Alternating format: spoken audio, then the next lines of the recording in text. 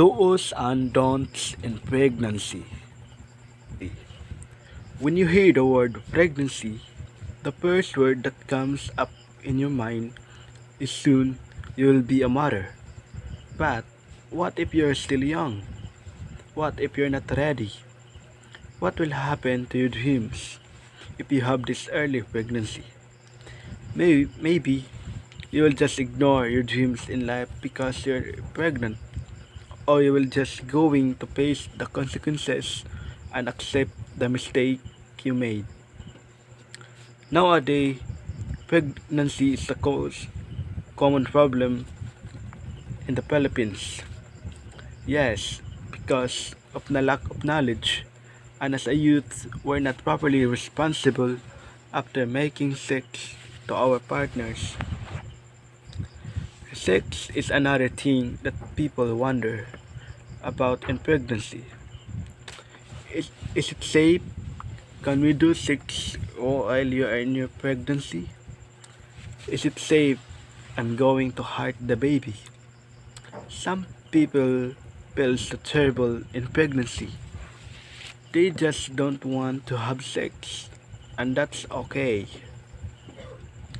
People feel amazing and experience this increased sex drive, wanting to have sex more than ever have before.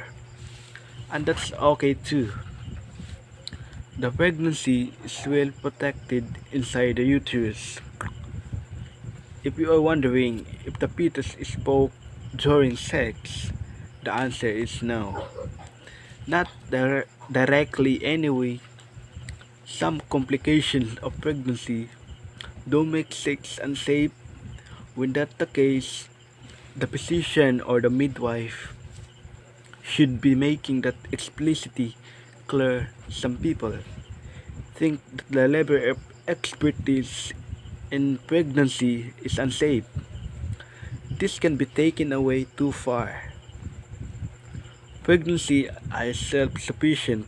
They are well protected, well designed systems, and that required a very little day-to-day maintenance.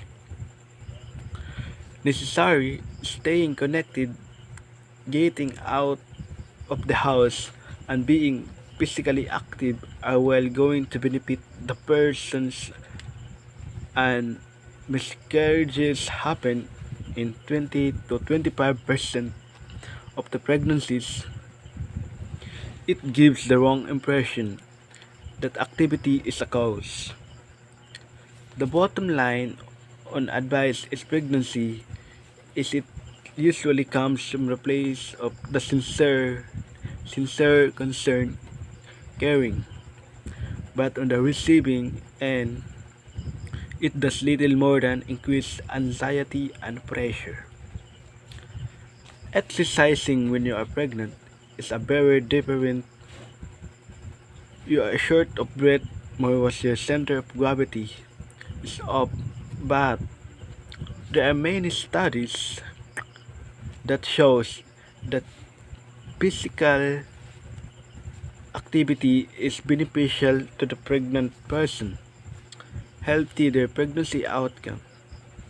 It's probably not the time to take up the new extreme sports, but if a pregnant person was running marathon or working a physical demanding job before they get pregnant, they can be probably continue doing so for most of the pregnancy. It is okay lifting things or standing for a good part of the day or climbing stairs.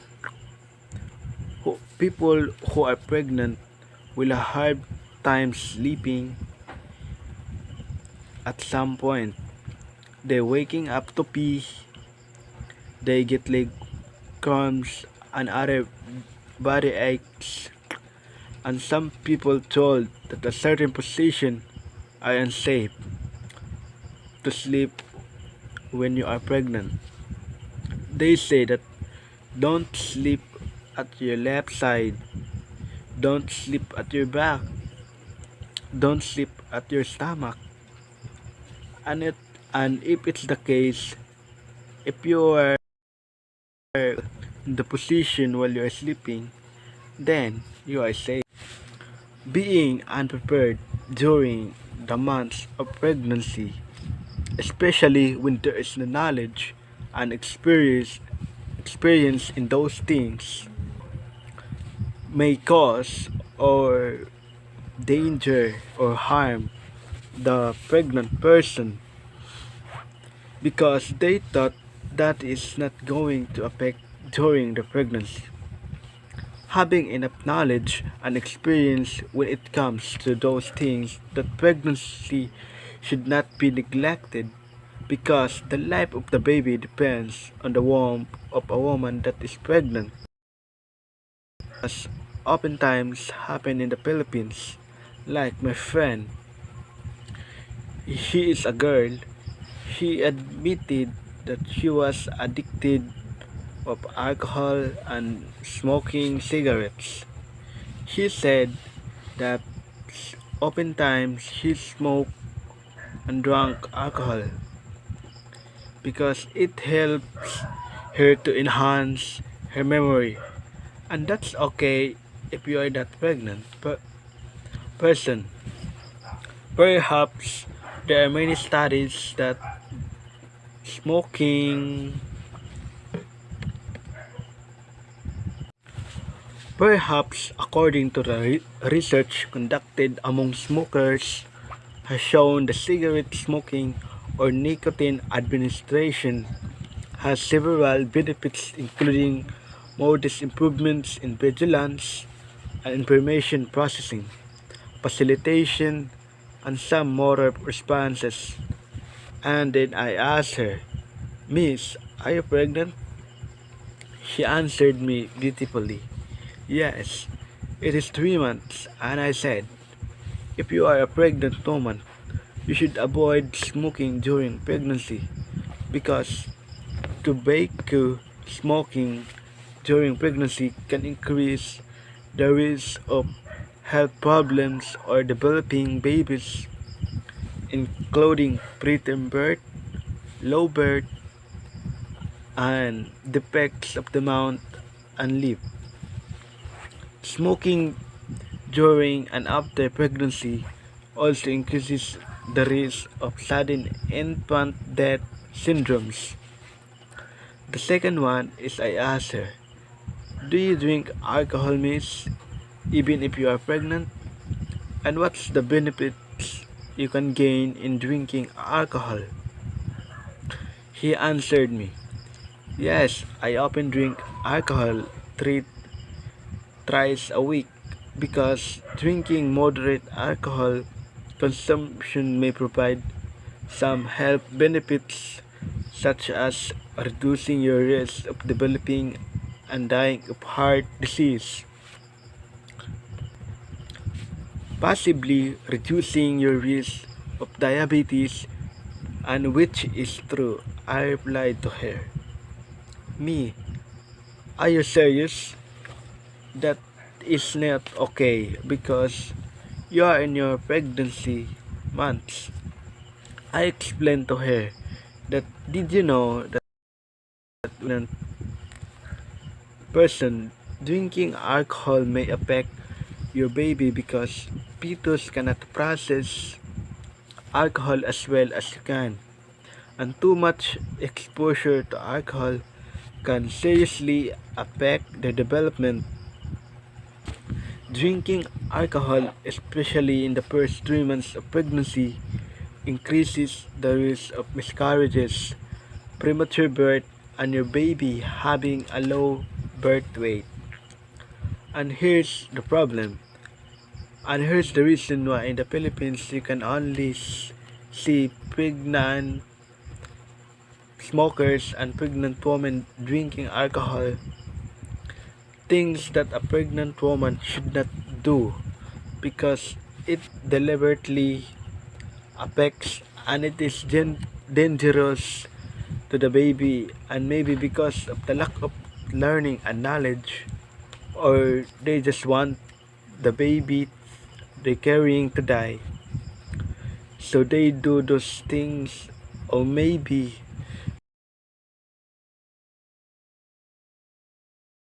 so, so because of their self-interest, so only they don't know what can happen to the baby when it is affected by drinking or smoking.